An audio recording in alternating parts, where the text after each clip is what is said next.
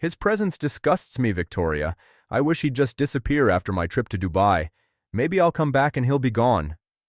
My hand froze on the refrigerator door. The water bottle I'd been reaching for suddenly felt like the least important thing in the world. My wife's voice drifted from our bedroom, sharp and cold in a way I'd never heard before. I'm Joshua Benry, 34 years old, software engineer, husband of 6 years, and apparently disgusting. Victoria laughed, my sister-in-law's familiar cackle. That bad? You have no idea. I can't even look at him anymore. I should have walked in, confronted her, asked what I'd done wrong, but I didn't, because somewhere deep inside, I'd been waiting for this moment my entire life. My mother left when I was 7, said I was too quiet. My ex-fiancée Sarah left 3 weeks before our wedding, said I was too boring. And now, Tianna. I backed away from the bedroom slowly, carefully, like I was already a ghost. In the guest room, I opened my laptop and typed 3 words into the search bar. How to disappear. Please, before I continue, kindly like, share, and subscribe for more interesting stories. Dawn broke cold and gray. Tianna's alarm screamed at 5 a.m. Her flight to Dubai left at 9. I'd been awake all night, staring at the ceiling, my packed backpack sitting in the closet like a secret. I waited until she got in the shower. Then I moved. 1 backpack, my laptop, cash I'd been saving from freelance coding jobs she didn't know about, $8,000, my father's watch, a leather journal I'd kept since college but never let her see. On the kitchen counter, I left a note on the back of a grocery receipt. 4 words in my careful handwriting. You got your wish. J. I could hear the shower still running. I looked around our house one last time, the wedding photos on the mantle, the couch we'd picked out together, the life I'd thought was real. My phone buzzed, a work email. I powered it down, left it on the counter next to my wedding ring. In the trash can, I buried the torn half of an old photograph. Me at 19 with my father, the day he'd told me I had his mind for business, but my mother's fear of being seen. I walked out the door at 5:47 a.m. and didn't look back. 3 years, 1,095 days since I walked out of that house. I wasn't there when Tianna came home from Dubai to find my note. Wasn't there when she called my phone 57 times that first week. Wasn't there when she filed a missing person report, then withdrew it a month later. But I knew. Because I'd hired someone to watch from a distance. To make sure she was safe, even if she'd wished me gone. The reports came monthly. Subject appears stable, no signs of distress. Business launch in month 3, new office lease in month 8. Then month 24. Subject's business failing, multiple creditors calling. Month 31. Mother diagnosed with stage 3 cancer. Month 36. Subject met with divorce attorney. Discovered the trust fund. That's when my phone rang. Unknown number. I almost didn't answer. Mr. Benry? A lawyer's voice. Your wife is trying to access the marital trust. She needs your signature. I'd forgotten about that money. $8 million my father left me, set up so both spouses had to agree to any withdrawal. Tell her, I said slowly, that she'll have to find me first. 3 days later, she did. I saw her car pull up to my property at 2 p.m. on a Thursday, a silver Mercedes, dust-covered from the 900-mile drive from California to rural Oregon. I was splitting wood behind the house, my shirt soaked with sweat, my hands calloused in ways they'd never been when I sat behind a desk. I didn't stop working. Just watched her park and sit there for a full 5 minutes, staring at what I'd built. It wasn't the cabin she probably expected. It was a modern homestead, 2,000 square feet of timber and glass, solar panels on the roof, a greenhouse stretching toward the forest. I'd built most of it myself over 2 years, learning carpentry from YouTube videos and a patient contractor named Bill, who never asked questions about my past. Elena came out of the house with lemonade, her dark hair pulled back, wearing one of my flannel shirts. She kissed my cheek, a casual gesture that probably looked like more from a distance. It wasn't, not yet, but Tianna didn't know that. I saw my wife's face through the windshield. Even from 50 feet away, I could see her expression crumble. Good, something dark in me whispered. Let her see what I became without her. I set down the axe and wiped my hands on my jeans. The old Joshua would have rushed to her, apologized for existing, asked what she needed. The new Joshua walked slowly, deliberately, making her wait. I stopped 10 feet from her car. "You shouldn't have come here, Tianna." She stumbled out of the car like she'd been holding her breath. Her hair was shorter, styled expensively. She'd lost weight, too much weight. Dark circles under her eyes that makeup couldn't quite hide. "Joshua, please, I need to talk to you. It's important." "Is someone dying?" The question came out colder than I intended. She flinched. "What? No, but—" "Then it's not important." I turned to leave. Behind me, I heard her voice crack. "The house is in foreclosure. My business failed. My mother needs surgery and I can't afford it."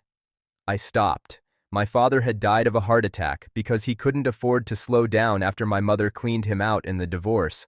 I knew what medical debt felt like, but I didn't turn around. "I made a mistake, Joshua. What I said that day, I didn't mean it. I was angry. I need you. I need us." Now I turned, slowly. "You need my money."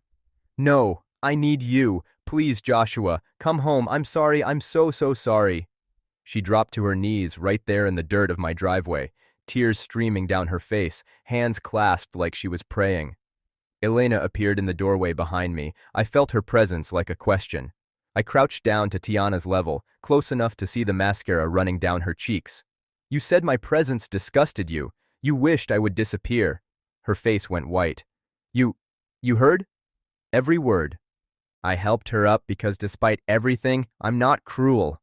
Her hands shook in mine, cold even in the summer heat. "Come inside," I said. "We need to talk." Elena had tea ready. She always knew what people needed before they asked. She set the cups down gently, squeezed my shoulder once, and left us alone at the kitchen table.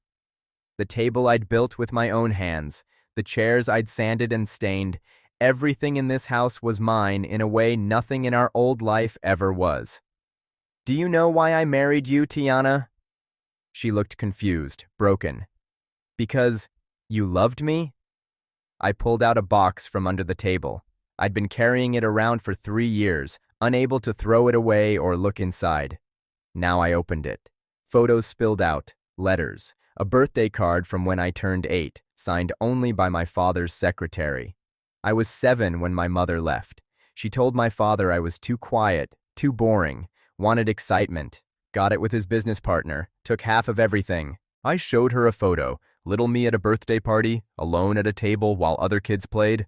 My father had paid for the party, then worked through it. I learned to be invisible, small, make everyone comfortable. My father built a tech empire, but I grew up in empty rooms. I slid another photo across. Me and Sarah, my ex-fiancée, at a Christmas party. She left 3 weeks before our wedding. "Too passive," she said. "Too boring." Tianna's hands trembled as she picked up the photo of Sarah. "Joshua, I didn't know. I never told you, because when you chose me, confident, ambitious, beautiful you, I thought I'd finally become visible, finally enough." I leaned back, the chair creaking under me. "So, when I heard you say I disgusted you, that you wished I'd disappear? It wasn't a surprise, it was confirmation. That's not—" She stopped, something cracking in her expression. "I need to tell you why I said it." I waited. She took a shaky breath. 3 weeks before that day, I found a lump. Spent 21 days thinking I had cancer. When the biopsy came back benign, I felt this rush of relief. Then the doctor told me something else. Her voice dropped to a whisper. "Advanced endometriosis. Natural pregnancy would be extremely difficult, probably impossible." The words hung between us like smoke. I remembered that time. She'd been distant, cold. I'd thought she was stressed about work. "You came home talking about a bigger house, a nursery, starting a family in a year or 2. Tears spilled down her cheeks. "And I couldn't tell you, couldn't watch you realize I was broken, that I couldn't give you what every other woman could." "So you pushed me away first," I said quietly. "Everyone leaves, Joshua. My father left when I was 6. Every boyfriend after that. I thought if I made you hate me first, it would hurt less when you inevitably left for someone whole." I stood and walked to the window. Outside, Elena was in the garden with her kids. David, 15, was helping her stake tomatoes. Sophie, 13, was reading under a tree. Little Ray, 8, was chasing butterflies. "You want to know what I did when I left?" I asked. "Yes." "I got on a bus to Montana with $8,000 and a backpack, worked construction 14 hours a day, slept in a motel that charged by the week. Every night I wrote in my journal, trying to remember who I was before I learned to disappear." I turned to face her. Day 47, I remembered I used to code, built my first program at 14. My father said I had my mother's creativity and his logic, but I hadn't touched a computer in years. "Know why?" She shook her head. "Because you said once that tech guys were boring, so I stopped." Tianna's face crumpled. I started coding again. At night, after breaking my back laying concrete, built an app for construction crews to manage schedules, sold it for $400,000, built another for small farms, sold it for $1.2 million. Her eyes widened. "Then my father's lawyer called. Dad had died, heart attack, left me his company, the one he built after my mother destroyed him, $8 million. I sat back down. His letter said, "Don't disappear like I did. Build something. Be something." So I did. I bought this land, learned carpentry, sustainable farming, solar installation, started helping small businesses with their tech for free, teaching them what I wish someone had taught my father. I gestured to the house, the property. I built this with my hands and my mind. And Tianna, somewhere in those 3 years, I stopped needing you to believe in me. I finally believed in myself. The door opened. Elena stepped in, her expression apologetic. "Joshua, the kids are asking about dinner." Tianna's face went pale. "Kids?" 3 teenagers burst in before I could explain. David, tall and lanky, carrying a laptop. Sophie with paint-stained hands. Little Ray dragging a stuffed dinosaur. "Tianna, this is Elena and her children, David, Sophie, and Ray." Elena moved forward, graceful even in muddy boots. "I'm a widow. My husband died 4 years ago. Brain aneurysm. Left me with 3 kids and a failing farm 2 hours from here." She sat down across from Tianna, her voice gentle. "Joshua answered my ad for repair help 2 years ago. Worked for free at first. Said he needed to learn building." A small smile crossed her face.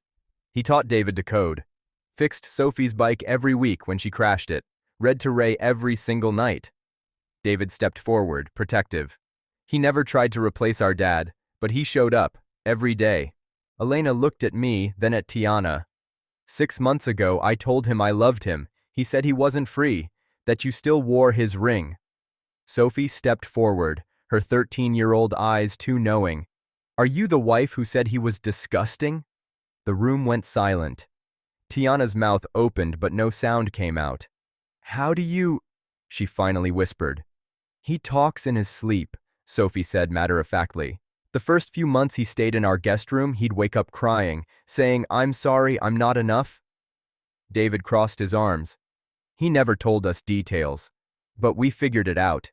Someone hurt him. Bad." Little Ray walked up to Tianna, tilting his head like a curious bird. "Joshua says when people hurt you, it's because they're hurting inside. Are you hurting?" Tianna broke, just completely shattered. "Yes," she sobbed, "I'm hurting. I've been hurting for 3 years." And then it all came out. The fertility diagnosis, the fear, the self-sabotage, her business failing after I left, bad investments, worse partnerships, her mother's cancer diagnosis 8 months ago, the bills piling up, the house she'd fought so hard to keep now going to auction. "I convinced myself I did the right thing," she said, looking at the children, at Elena, at me. "That pushing you away was protecting both of us. But seeing this, seeing what you built, who you became, this family—" Her voice cracked. "I didn't just lose money. I lost everything. I destroyed the one real thing I ever had because I was too afraid to be vulnerable." Elena stood. "Joshua, can I speak to you privately?" In my office, Elena closed the door. Through the window, I could see Tianna sitting with the kids, Sophie awkwardly patting her shoulder. "I love you," Elena said simply. "You know that." I know. But Joshua, she's your wife, and she's suffering. She made her choice. No. Elena's voice was firm. She made a mistake. A horrible, cruel mistake. But pain makes people cruel. You know that better than anyone. I looked away. Your father ignored you because he was drowning in grief over your mother. You became invisible because he couldn't face his own pain. She moved closer. And you became passive because you thought being small would make people stay. That's not living, Joshua. That's surviving. What are you saying? I'm saying she needs you, and maybe you need to face her, really face her, not run, not disappear, but confront what broke between you. Elena, do you know why I fell in love with you? She didn't wait for an answer. Because you taught my children that showing up matters, that presence is a gift. David was failing at everything until you showed him that trying again after failure is what makes you strong. Sophie stopped painting after her father died. You bought her new supplies and sat with her in silence until she could create again. Ray had nightmares every night for 2 years. You read to him every single night.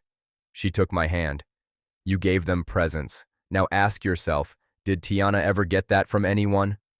The door opened before I could answer. Tianna stood there, caught listening, her face flushed with shame. I looked at her for a long moment. Tell me about your father. We ended up on the porch. Sunset painted the mountains gold and red. Elena and the kids gave us space. He left when I was 6, Tianna said quietly. Told my mom he'd married too young, wanted freedom. I saw him twice after that. Both times he had new families, kids he actually stayed for. Her voice was hollow. My mom used to say, men leave, baby, get what you can before they do. So I built walls, made money, controlled everything, because if I was successful enough, independent enough, maybe someone would stay. When you couldn't give me children, I said slowly, you thought history was repeating. She nodded. I thought you'd leave for someone who could, so I pushed you away first. I stood, looked out at the land I'd claimed. I never wanted kids because you did.